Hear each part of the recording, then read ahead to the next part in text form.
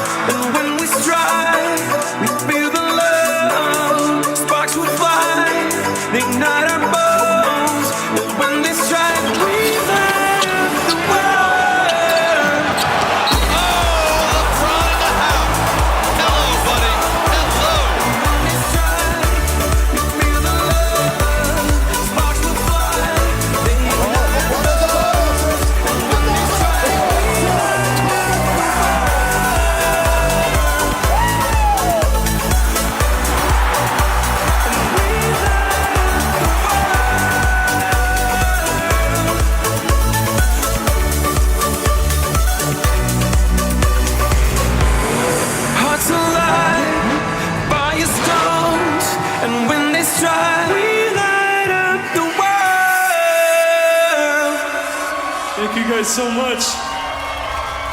You having fun? Let's keep it going.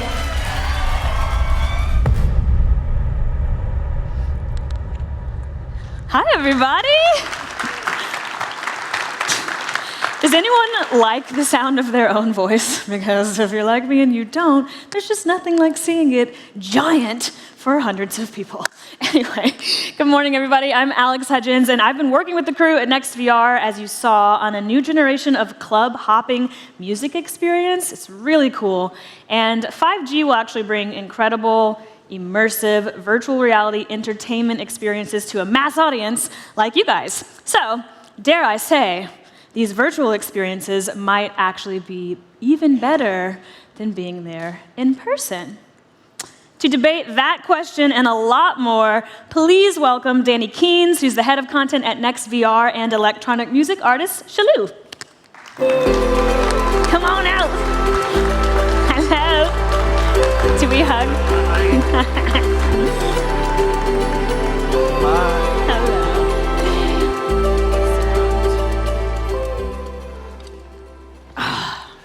Good morning. Hi, everyone. Morning. How you feeling, everybody? Hi. Okay, so Danny, let's give some fun little intros. You have over 20 years of experience in TV broadcast and digital streaming. That's a good thing. Yep. Come on now. Your experience, you've been working at NextVR, you've worked at Twitter, 60 Minutes. It's a pretty great resume, and you've managed countless projects from concept through final production. And you've worked with some of the most innovative companies and broadcasters, including NextVR. Ah, yes, indeed. Yes. And whoever wrote that gold star, excellent. Set it up pretty well. It's all true. And then Shalou, you're Maryland-born. Yes. Is that any Maryland people out here? None. All right. There's one. Okay. Maryland-born, and you are an indie electronic artist. I got that right, correct? Mm-hmm. Your debut EP, All Becomes Okay, kind of catapulted you into prominence, mostly through word-of-mouth buzz, right? Which is incredible. And with your sold-out shows, you have almost 300 million streaming downloads. Did I say that right? Yeah. Yes. How does that feel? It's pretty crazy, yeah. It's pretty great. Yeah. And now you're just getting started, but with big tracks like Lie and Begin, you've had multiple SiriusXM #1 spots, yeah? And now you're working with NextVR to do some really pretty innovative, crazy stuff. Yeah. So really let's exciting. keep going. These guys are really cool and humble. Look at you. I would be over here like, yes, say more. I've done all those things. Okay, so question number 1. You're both, experienced and successful in your fields. Danny in producing for television and digital, Shalou in composing particularly. What made you choose VR above all of these other ways for audiences to experience your music specifically and music? Yeah, well, I was first approached about NextVR while I was on tour. I've been doing these shows all over the country, and they were like, we want to come and film one of your shows, but not just film it. We want to set up these cameras that will, feel like you're on stage with me, feel like you're really part of the experience. Mm-hmm. And I hadn't really thought of that before. My knowledge of, VR was pretty limited. But the more I explored it and got into it and the possibilities that it could provide to the audience or fans, it became really exciting. And like when I first put that VR headset on to watch the concert back, mm-hmm. I was blown away by, the fact that I could share, really me with people in an intimate way through that. Mm-hmm. And I just want to keep doing more and seeing where the technology goes and be part of that process. I love that. And for you, Danny, to go from traditional broadcast into something like this, why? Yeah, I think the reason I made the move was it's sort of threefold. The first is that I believe that VR has the ability to sort of change storytelling forever and change the way that people see stories and feel stories and essentially how stories are told.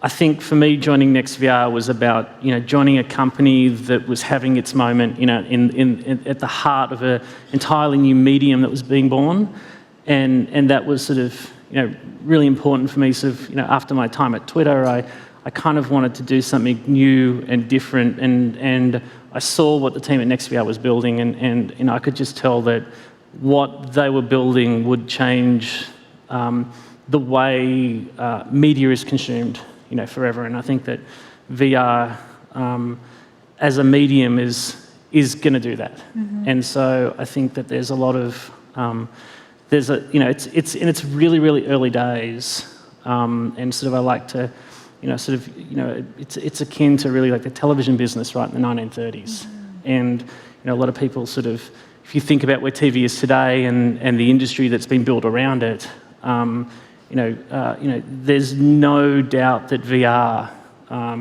will do the same, right? It'll become an entirely new way for audiences to be entertained. It's amazing. Yeah. So let's get some technical jargon out of the way first. What is the difference between VR, AR, and mixed reality?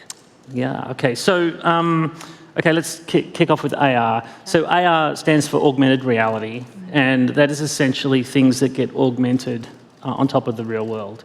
So if you look at some of the stuff that's being done in this space, the most obvious one is something like Pokemon Go, but there's a bunch of other stuff which is sort of being built now that is a lot more practical too, like Google Maps. Google has this sort of AR technology now, which they just announced recently, where you could put your phone up and you can use your Google Map, but sort of in an AR capacity, where like you've got sort of the real world there, but you've got the Google Map overlaid on top of it, which is exciting. And then VR is really virtual worlds, like, you know, it completely computer generated, for lack of a better term, and sometimes not computer generated, but generally computer generated, fully enclosed immersive experiences.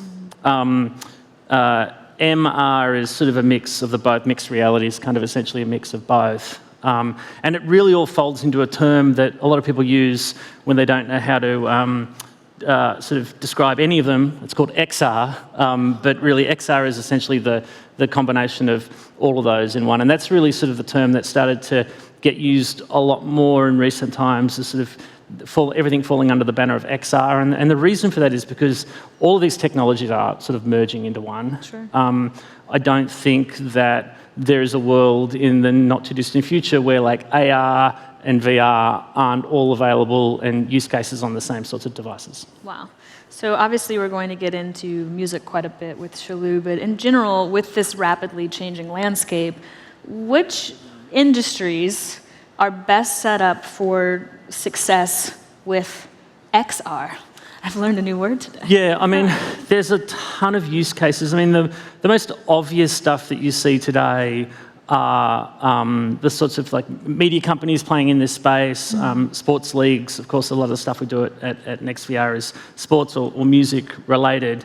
But the challenge, I think, for a lot of companies is that any sort of incumbents in this space have traditional business models that are very important to them, that generate them sort of billions of dollars, that they have to sort of, they can't take their eye off the prize. And so I don't think that the winners in this space will be the traditional media companies. I think they'll end up being companies like NextVR or, you know, one of the sort of good analogies I sort of like to use when talking about this is if you think about traditional gaming, you know, incumbents in the gaming industry have always struggled. So if you think about back in the arcade days where you had like, you know, the famous games like Pac-Man or Donkey Kong, sort of arcade computing, a lot of those companies struggled that, you know, to transition into consoles. And then if you think about console gaming with Xbox and PlayStation and all those sorts of things, a lot of those companies struggled to transition into sort of mobile gaming. And if you think about like the incumbents in mobile, and if you think about some of the, you know, Clash of the Clans, or if you think about like Candy Crush or any of the sort of big mobile games, the Angry Birds, that sort of thing, a lot of those companies have struggled or didn't really transition either into VR or are struggling in a sense because the games that are sort of emerging and the companies that are sort of winning in VR, and certainly in the gaming space today, you know, Beat Saber is a very famous sort of, you know, renowned sort of game in the VR space, and look, they weren't in any of these sort of traditional gaming spaces. And of course, if you think about esports, even the traditional gaming companies like Blizzard or Riot, you know, sort of also sort of struggling with, you know, companies that, you know, like Fortnite, for example, right, which is once again like sort of a new companies that are playing in that space. So I think it's a long-winded way of saying that I don't think you should be looking at the traditional media companies, and I think you'll find that the people who really make the biggest tractions are the ones that have the ability to sort of experiment and try new things. Mm-hmm. Yeah. So we're talking about experimenting and trying new things, though. What works best for storytelling? You've already used that term. What works best for storytelling in that space? Yeah. I mean, I think the exciting thing about storytelling with VR is basically I can have someone in the room at my concert and I can kind of show them a world or give them really create a world around them. I think artists nowadays, we really want to create worlds for our audiences, something that people can go into and feel immersed and stay. I think a lot of times some, you know, streaming, for example, can feel passive. You can lose people's interests, or you could just become like the background to people. And I think VR is a really exciting way to, you know, keep people in your world and, you know, draw them deeper into what you're doing as an artist. I think that's like the exciting thing for me. Yeah. You, Danny? Yeah, I mean, look, I get sort of really passionate about this, so I could talk about it for a while. But I think that the key is, I sort of think about three things when I think about what works best in VR storytelling, and that is, you know, you want to think about a sense of presence, you want to think about a sense of immersion, and you want to think about a sense of freedom. I think a lot of people tend to get tied up in this sort of concept of the 360, and I don't think that the sort of 360 environment, certainly storytelling in the 360 environment, is actually as critical as the other three, right? Like, you want to give people the freedom to move around, but it doesn't mean you have to use the entire sort of 360 space. And I think that that's because, like, I personally, when I first started to get into VR, I spent, weeks, really months, just looking at all the experiences that were out there and the sorts of content that people were creating. And then one Sunday I went to the movies, and I sat back after sort of weeks of diving into the sort of VR content. And I sat back and sat in a movie theater, and I sort of had this moment where I was like, thank God, I just get to watch a film. Yeah. Like, just tell me a story. And felt like I didn't have to work too hard, and I sort of felt this sense of relief. And then I sort of had this epiphany, for lack of a better term, where I was like, if you make people have to work too hard to follow a story, if you make people have to think too hard or make too many decisions, it actually takes the fun out of storytelling. Right? Like, this sort of, the idea of just sort of sitting back and somebody saying, telling you a story is actually something which is really beautiful about that. And so the key, I think, with VR is ensuring that you don't make it too complicated, that you don't have people worrying about what's going on behind you when there's a narrative happening in front of you. I think the more important thing is to just make people feel as if they're present, have a sense of presence, they have a sense of immersion, they feel like they have a little bit of freedom in the experience, which then sort of helps you feel like you've been teleported to a concert or a sports game or into some sort of narrative story without having to work too hard when you're in it. Yeah, I love that. So, Shalu, as a musician, I assume the audio is very critical in a VR experience, and I've done the whole thing. You're in there for sure, but how different is it for you on the front end to work in VR instead of the more linear experience? I guess, we've all experienced, bad audio at shows. You go to shows and you're like, this sounds so bad. And I think, I started out making music in my bedroom, teaching myself, how to use plugins to mix music. And I make electronic music, so technology is a big part of that. Sure. And making sure it sounds right is something that I spent years obsessing over. And I think VR really gives you the option to take back some of that control of your front of house mix and even experiment and try putting sounds over here, or in different spaces in the room. I think basically if I had control over making it sound perfect, that would give me a huge advantage in really making people feel like they're there and they're getting a good show, or at least a good recording of a show. Yeah, that's pretty sick. There will be people who fear that VR is the next 3D, meaning it'll never catch on for widespread and domestic use. You two do not think that. There's no fear there. Why is that? Why do you think it will be here to stay? Oh, look, I mean, the 3D and TV sort of analogy comes up all the time, and the reality of that is that 3D TV was sort of incremental change to storytelling and broadcast, and VR is transformational change. I mean, it really is, and the biggest tech companies on the planet are pouring billions of dollars into VR. I mean, if you look at Facebook through Oculus, Microsoft, Google, Sony, HTC, I mean, all of the largest companies, tech companies in the world are building VR ecosystems, and the truth of it is that for a lot of people who think they've tried VR, they actually haven't, and they may have used a Google Cardboard device, they might have used a low-end VR device. They may have watched some content that was essentially just 360 videos of 2D mono. They may have even watched content that was never supposed to be in a VR headset that made them nauseous, which is the other issue which happens all the time. People say, I run into people all the time who say, yeah, VR's not for me, it makes me nauseous. And I'm like, no, that's because you watch content that you should never have watched, that made its way into a VR headset that should never have made its way there. And the reality is that that's a lot of people don't understand. I'll touch on it quickly, we shouldn't get bogged down on it, but a lot of people don't understand why they may get nauseous in a VR headset, and I'll tell you it's very simple.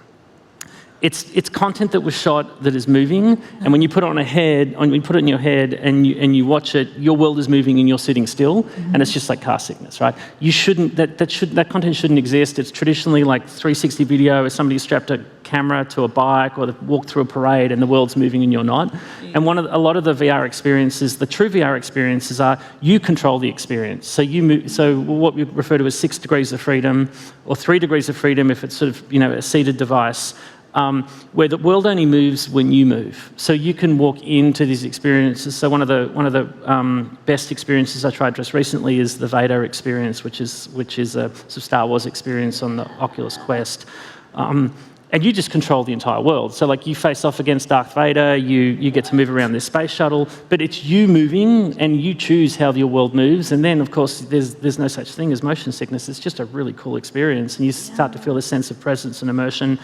And it's kind of scary to see Darth Vader in front of you. Yeah, did you win? Yeah. Did you beat him? It's intense. There's a ton of training that you can do. The answer's no, but you could. But there's a ton. But you can do like lightsaber sort of training and all that sort of stuff too. It's a really cool experience actually. But that's true VR. Like that is virtual reality, right? Versus sort of watching somebody film themselves skating around on a skateboard or something like that. Sure. Yeah. Sounds like theme parks are headed for a change. Yeah. I mean, there's a ton of stuff that the most exciting stuff happening in this space. I shouldn't say that because so many people are doing so many innovative stuff. It's kind of crazy. But location-based VR is a big thing, and there's a company called The Void that has these insane location-based VR experiences. So that's essentially there's one actually at Downtown Disney. There's one in Vegas as well. You turn up and you essentially put your VR gear on and you go into a room. And then your world transforms into, where they're based on movies. There's actually a Star Wars experience as part of that. And I would, if anybody ever walks past or goes to or sees a location-based VR experience, you should try it out because it's mind-blowing. Mm-hmm. I've done one at Century City Mall. They have one. Right, and that'll change. I mean, my belief is that'll change theme parks forever, because the reality is like theme park operators used to have to spend a couple $100 million building a roller coaster, right? And now they no longer need to do that because they can just create these experiences in VR and put people in a room and give them the same sort of experience. I think another thing that kind of differentiates VR from 3D is you're sitting in the theater, you're just having this kind of gimmick of stuff jumping out at you and then going back and kind of... But when I was watching my concert back in VR, one of the things that was really satisfying for me is so often with electronic music and DJing, everyone's like, what are they doing up there? They're just like pressing buttons. And my show, I think, is a little bit more advanced than that. But we have the ability now with the different angles to show exactly what I'm doing. You can feel like you're looking over my shoulder playing piano and being like, oh, that's the key of the song. If you know, you can kind of explore the songs and like get to know them and kind of my process of creating them by watching how I perform it live, like being right there as if I'm teaching you. It could be kind of a really interesting thing for education purposes, music education. Yeah, for sure. And one of the things that we do at NextVR is we actually have a electronic music show through an independent label called Central Station. And we actually take people, Alex is the host of that, by the way. We actually take people club hopping all over the world. So we take, and the most recent episode is we took people to Japan, spent a night in Tokyo, visiting all the nightclubs. We went behind the scenes on the music video shoot here in LA. We visited Ministry of Sound in London. We went to Brighton, spent some time in the studio with a group called Kilohertz. And we essentially get to take people, music fans, all over the world in this sort of like 15-minute VR experience where you get to essentially go to some of the greatest clubs, go into some of the greatest music studios and see some of the greatest cities in the world in VR. And there's a ton of stuff which that sort of opens up the lens for a bunch of other things which you can do in the music space. But one of the big things which I'm excited about is the stuff that we did with Shalou, and that is essentially the concept of like a virtual concerts. And the reason why that's, I think, will be so game-changing for the music industry is because it will change the concept of touring, right? The idea that you can virtually be at a Shalou concert, even if you're on the other side of the world, the other side of the country, and you can feel like you're there in person is really cool. And I think it also expands the concept of what the size of a stadium would be, right? Because if you imagine some artists, when they tour, they do stadium shows and they sell these stadiums out, and they're just at capacity and fans can't get in.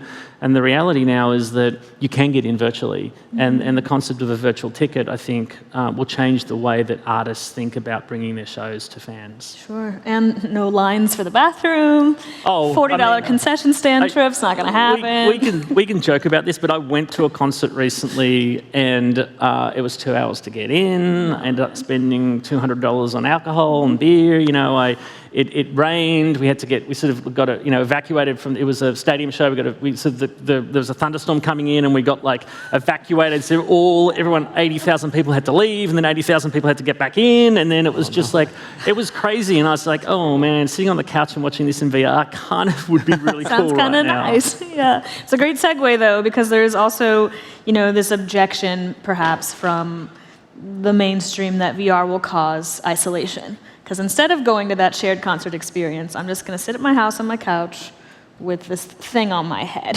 How do you think the industry will overcome that barrier, and what needs to change for audiences so that it is a collective experience? Yeah, it already has. So there's a ton of really interesting ways that the industry has sort of worked to solve this. And one of the sort of marquee things that happens right now, but not the only one, is Oculus have an experience called Oculus Venues.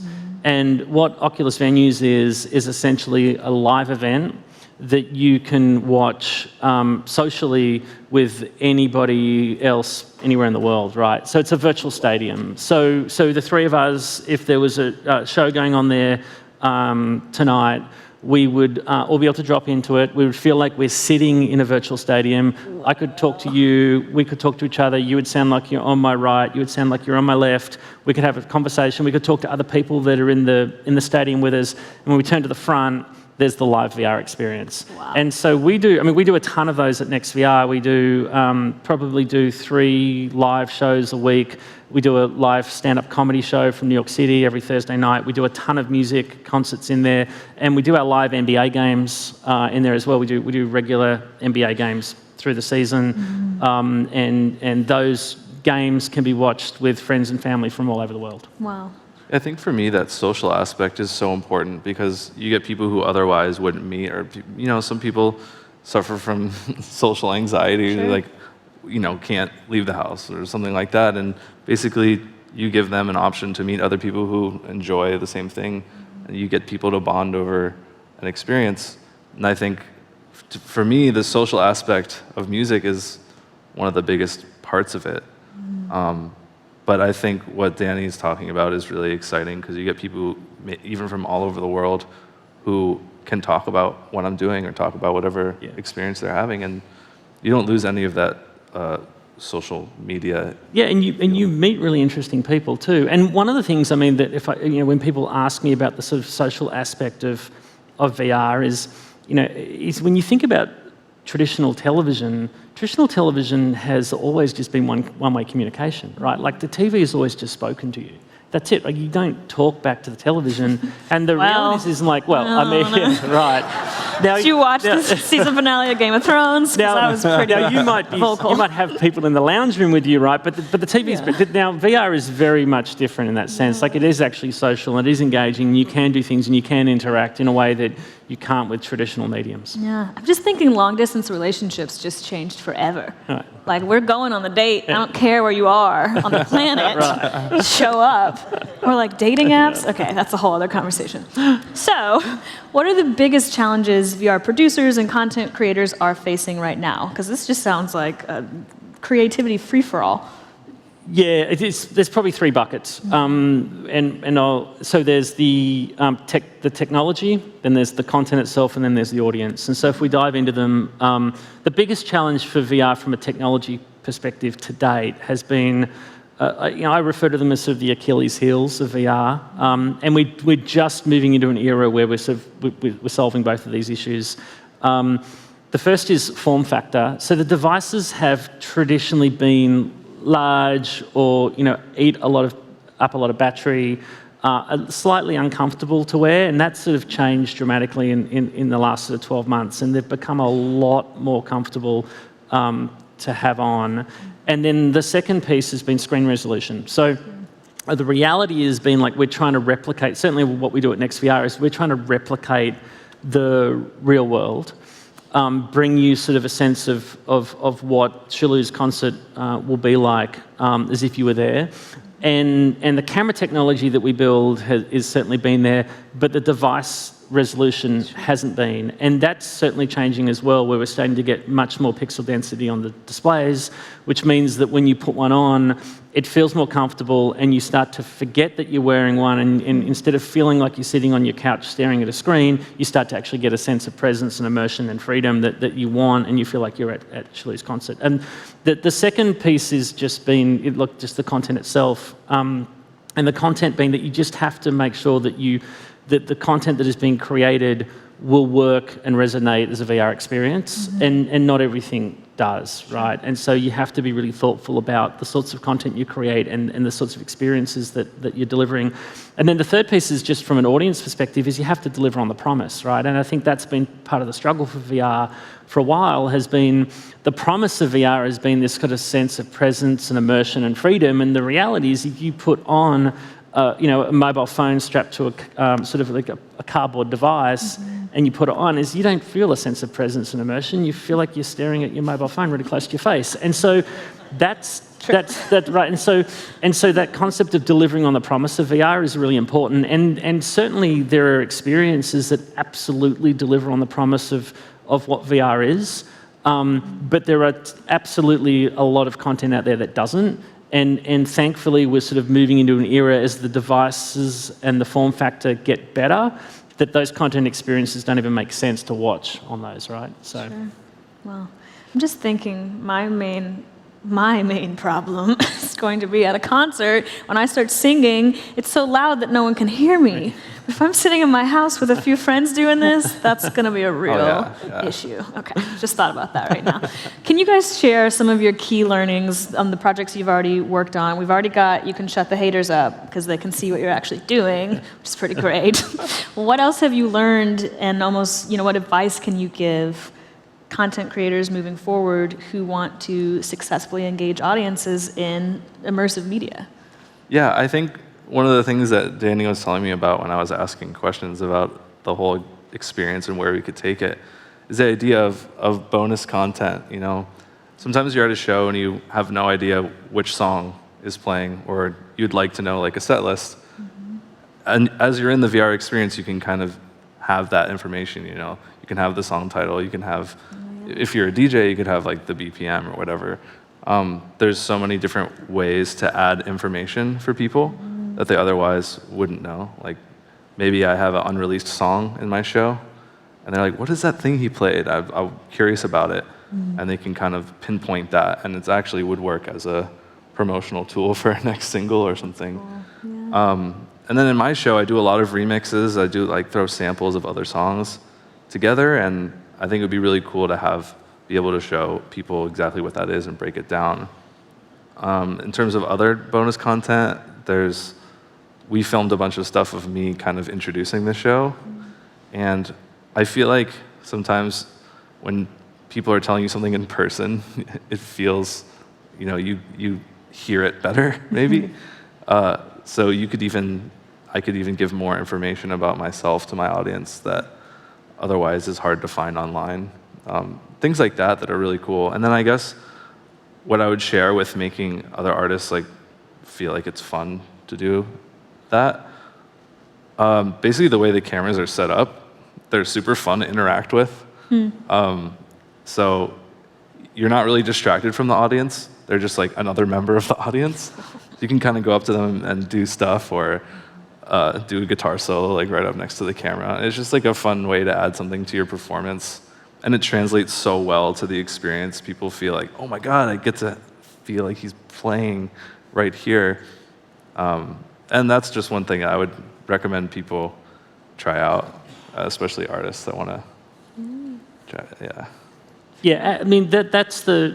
Shalou hits on some really sort of important points, and that is that giving people access that they wouldn't traditionally get through camera positions. And it sounds obvious, but it's important to point out, because I mean, one of the things we did with Shalou is we actually did an interview and spoke with him in the green room before the show. And in VR, like when you're there, like it feels really personal. It feels as if like Shalou's like talking to me. Like it feels like this one-on-one moment where that's a sort of access that you just don't traditionally get. The other thing is we just finished doing Stanley Cup with the NHL, and after Game 7, I'm from St. Louis. Right. Wow. Yeah. Just saying. We have this great. There's a really great shot in the Game 7 highlight package that we have up on the platform, and it's when the Stanley Cup is being raised, and we have this incredible camera position, and the Stanley Cup is just here, a player's raising it above his head, and what you see in the background is like all of these fans that are crammed up sort of behind the glass, like trying to get access, trying to get a shot with their camera, and you can see this sort of crowd of people, and you sort of feel this privileged sense of like, I'm somewhere, the VR is taking me somewhere where nobody else gets to go, and that is standing next to the Stanley Cup after a stunning Game 7 victory to take it out. You kind of like feel like, wow, like that is a moment that you can't traditional media can't replicate, right? Like you feel really privileged, and you feel as if like it's a really great moment. And when you look at the stuff that we've done with concerts, so if you look at the stuff we do in the sports space, I don't understand how anybody would ever watch a sports game or a music concert any other way. And it's really exciting. And as I said really early on in this, it's just the very, very beginning. And if it's that powerful today, just a couple of years in, imagine where it's going to go, over the next 10 years. If you think about the iPhone's only been around for 10 years, right? And so the amount of you think 10 years down the track, what the VR industry is going to look like?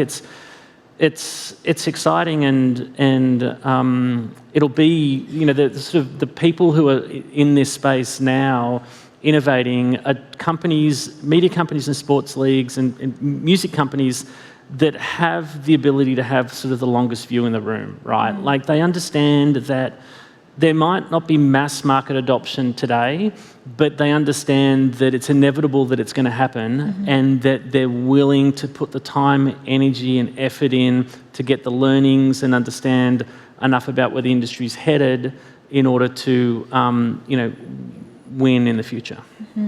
So much of what I do as well, and how I've gotten to where I am, has been this constant, willing to embrace new technology. Even making music with a computer was something that people poo-pooed for a long time. Yeah. But there's so many ways to make it human and to add your own voice to that. And I mean, even with like the advent of streaming, I probably wouldn't have a career or wouldn't be here with that if I hadn't embraced, streaming. And it's one of those things where these new technologies come along, and if you can get on board and try to figure it out, you can get a whole new you could get a whole new career out of it, or you can get whole new results. I think that's exciting for me. Yeah, it's amazing. Could I have gotten Stanley Cup tickets through Next VR? I'm so mad right now. How easy or difficult is it currently to sell immersive content? Let's talk money. Yeah. It's a good question. So look, if you think about the media business, right, it's all about sort of, harvesting human attention. And one of the good things about VR is that you have audiences' attention 100% of the time, right? So there are no distractions. You're not sort of competing for half an eyeball here. You're not competing with the traditional sort of, the sort of, eyeballs that, when you watch television, people might be checking their emails or, surfing social media. In VR, you sort of own that eyeball 100% of the time, which is really a big thing for brands, and it's a really important part of the jigsaw when thinking about creating the content. But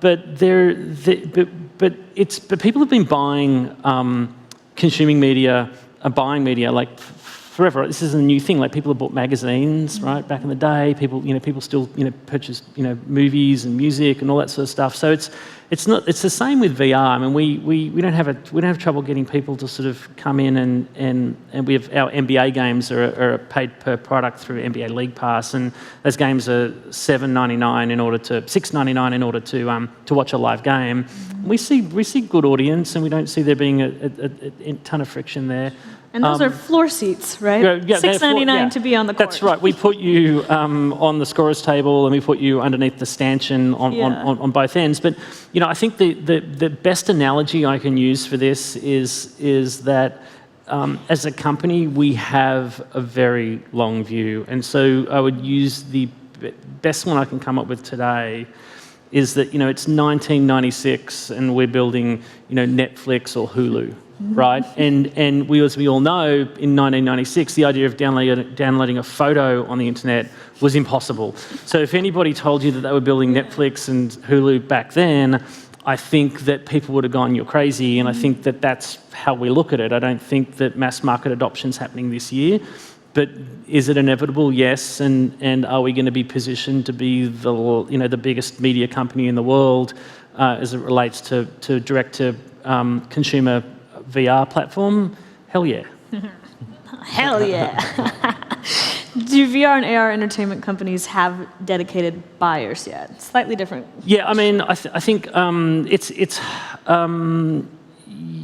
yes. Our business model's slightly different though. We produce a lot of the content ourselves, or we produce a lot of the content in concert with our partners. And a lot of the stuff that we do is brand driven, so brand sponsored, or in the case of the NBA content, it's pay per view. But all the stuff that we're doing in the music space for now is free view, right? It's just it's artists who recognise the power of the medium and are willing to experiment and try things, and so the app's free to download. Or the majority of the content on the app is free to watch. Very cool. For you guys, what have been the most impressive XR experiences or productions that you've seen recently, and why, besides Darth Vader? Yeah, I mean the location-based VR stuff, to be frank, is kind of mind-blowing. So, I mean, there's a ton of really awesome stuff that's out there on all of the main VR devices in the market, but I would really encourage anybody, if you get a chance, to try one of the location-based VR experiences, because that ultimately is like true VR. I mean, in its purest sense, is those experiences will give you a completely different perspective on the future of the industry. Mm-hmm. For you? Obviously, my show. No, Duh. completely kidding. But no, yeah, it blew me away. Like I said, I had no experience with VR really. I always wanted to try it because of video games that are based around that. It seemed really fun. But yeah, once I put the headset on and saw the possibilities of it, I was like, sold. Yeah, I mean, Shalu's show, so we've got another broadcast of Shalu's show on June 26th. So this 7 p.m. 7 p.m. this coming week, and if anyone has access to a VR device, it's a free show. We don't charge. It's not charged for anything. It's going to be available, and I would encourage everyone to watch it because it's really compelling. It's groundbreaking from a production perspective. We had multiple cameras there set up. It's a produced show, this one, so we have a director who's essentially directing the show as Shalu performs, and so we'll take you around the venue, and the camera setup is impressive. It's front row. We'll also take you to the side of the stage. We take you to behind, essentially, the drummer and Shalu, and then we actually have some cameras that are rigged in high up in the venue as well. And what's great about that is it really gives you a sense of what it's like to watch the show from all these different angles, but actually also gives you the front row shot is kind of like premium seating. It's kind of this concept of like, why would you go to the show in person when you could just sit there and watch it like, I want him to sweat on me and spit. Yeah, That's but cool. it's a really exciting performance. You look kind of like a Jedi. I think that's a hilarious We're on graphic. the topic. Oh, So I like cool. staring into the future. That's right. The promise of VR, Yeah. looking at the future. Where do you see this is more of a general question, but what are the trends that you think are coming up in the music industry? Ooh, like I said, I think everybody's trying to build a unique world for people, and that's kind of what I've been doing since I've started out with my music, is just through artwork. You know, even sharing a unique artwork and vision with people. I think the trend is people are going to want to be more immersed in something. They're going to want to find something to spend a lot of time in and dig through. I think we have the rise of like standing culture we see for a lot of these artists, and if you can give people a chance to get to know the artists that they stan on a deeper level, then I think people will be into that for sure. Yeah. Trends coming up in VR. Yeah, I think I touched on this earlier, but it's the most obvious ones to talk about are form factor and screen resolution. The devices are going to get cheaper. They're going to feel better, and the experiences are going to be more immersive than ever before. And I look forward to the next couple of years and seeing more of those arrive on the market. All right, last question. It's been a great sesh. Yeah. What's your wildest dream? Oh my gosh, if this VR experience existed, I would pay $1 million to do it. Is there an artist you want to be up in their face? What would that be? Yeah, it's going to sound self-serving. Besides Shalu's concert, of course, our NBA games, we already do them, are pretty exciting. I mean, we just finished doing the NBA finals as well, and to be able to put people courtside at an NBA game is you have to try it to really understand it. But to be frank, I feel like we're already doing some of the stuff that I've always dreamed of doing in VR, and the NBA and the stuff we do with the NHL is right up there. I love that. For you? Yeah, I think it would be cool for my show. There's a big emphasis on visuals, I have an LED screen and all that. It'd be cool to, transport people between my show and then the visuals themselves behind me. They can kind of go back and forth. I don't know. It's just an interesting idea. That would be awesome. All right, well, thank you both. This was awesome. Reminder for everyone, you've got it right here. Shalu's VR concert on Next VR is June 26th at 7 p.m. Pacific time, I believe. Yep. And you can download the Next VR app for free on any VR platform. Free.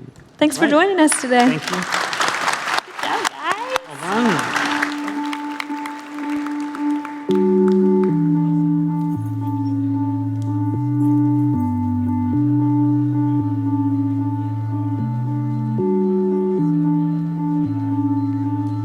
Ladies and gentlemen, if you're leaving Soundstage 26, please take all of your belongings with you. There is no re-entry after leaving the theater. Thank you.